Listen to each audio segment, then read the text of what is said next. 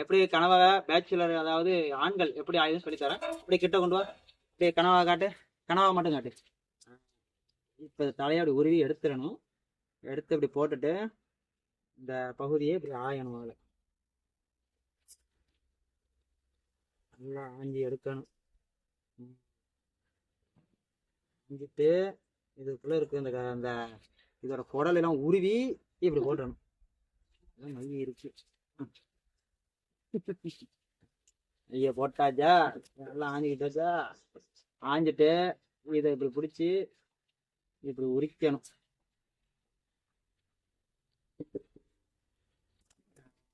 நல்லா காட்டுமா, உரிச்சிட்டோம் பார்த்தீங்களா. இப்போ இது அழகா உரிச்சாச்சு. இதுக்கு போட்டுடணும்.